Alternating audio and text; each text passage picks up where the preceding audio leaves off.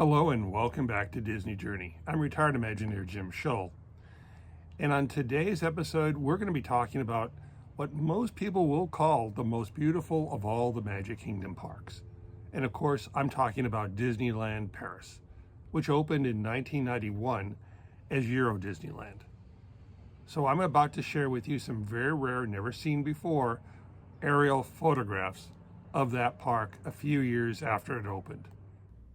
Our journey begins outside of the land, before there was a Euro Disneyland, in what were beet fields and farmland there in Mondovili. Quickly though, once the project started, construction signs went up, work proceeded, and very soon in 1991, this is what greeted the guests who walked into Disneyland Paris, back then Euro Disneyland. EDL was designed to be the very best of Anaheim, plus customizations for the Europeans. I mean, who doesn't love a dragon? Or who doesn't love a beanstalk, which now has made its way into many other of the fantasy lands? Certainly, Frontierland is the nicest of all of the Frontierlands and any of the castle parks. And Discoveryland isn't far behind. A beautiful twist on what had been Tomorrowland. Now, the lands have changed over the decades, but the core values have not. Euro Disneyland was and is the most beautiful of the Kingdom parks.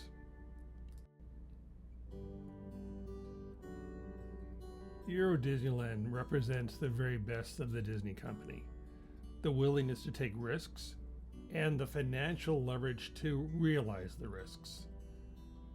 And this 5,000 acres of land opened with a beautiful park, there with a hotel right at the front door, an idea that's been copied elsewhere over these decades. Flying over the site, we see the transformation. Railways were added, back-of-house facilities were built, and there was a retail and dining establishment by no less than Frank Gehry, who was the designer, plus 5,000 hotel rooms, which I admit, I believe, it's a bit much, and Lake Buena Vista. Interestingly, Buena Vista is a name used often for Disney projects. But let's start. Let's go in, and we'll start with above Main Street USA, there in France.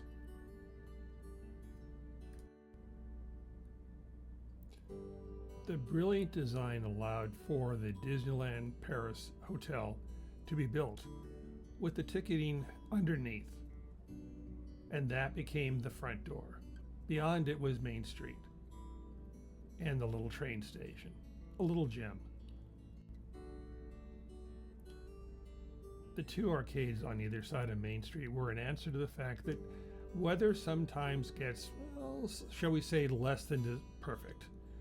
And so this is a way of keeping people nice, warm, and dry as they made their way through the park. In fact, you could walk all the way through one of the arcades from the very front gate all the way back to Peter Pan and Pirates. It's a brilliant idea, and one that should be followed elsewhere.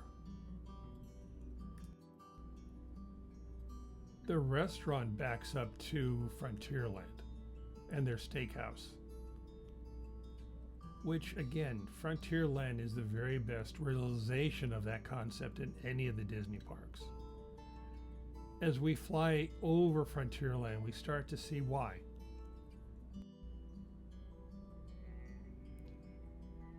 The river takes up much of the land, and there are several islands, one of which is, of course, given over to Thunder Mountain. But the other Fortsed Island is one that, unfortunately, you never get to. Well, I did. But I pull rank and commandeer a skip in order to go over there. And it was beautiful. It was quiet, peaceful. I wish I had a picnic lunch, but I did not. Thunder Mountain Railway has this beautiful station tucked away right across from a restaurant that is interesting because it shares a back of house with Adventureland. although you'd never know it. The same rule applies to the Haunted Mansion and also the Cowboy Cookout, which again have restaurant common areas with the Explorers Club. They're in Adventureland. And don't forget the lightning rods. Adventureland kept the DNA of what makes Adventureland so good. At the same time, it was thoroughly rethought for the European guest. Now, a tropical jungle probably could not live, or at least live well, there in Mandeville, northern France.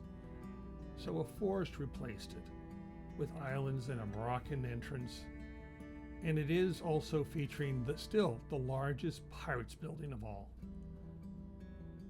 It's an old school Pirates. There are special effects and projections, but it still relies predominantly on good old fashioned animatronics. Can't beat a good pirate, can you? This Adventureland building has a crenellation of facades that are masked in with its surroundings. And in the distance you can see the Pirates building. Again, just a facade, thin facade wall of a pirate fort, masking this massive show building behind it there in the berm. Now, Adventureland still has a piece of land, and it has this wonderful restaurant, in my opinion, one of the hidden gems of this park. And Indiana Jones lives here with a coaster, and the ride system, or at least the track layout, was replicated for Tokyo Disney Sea, although I like this one better. Adventure Isle is in the center of the land, with nods both to the Swiss Family Robinsons and Pirates. It's time to land this plane to refuel, but we'll be back up in the air in the next episode to finish up and cover all of the areas that we haven't.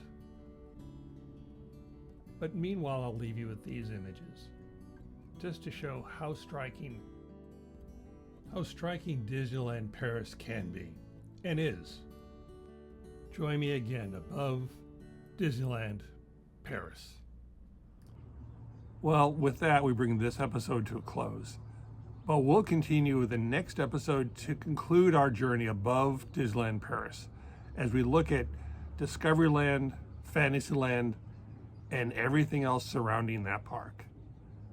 As always, thanks for watching, and also thanks now for watching my new short series, Disney Journey Minis. And you can always follow me over on X. So, for now, from Lost Canyon, goodbye.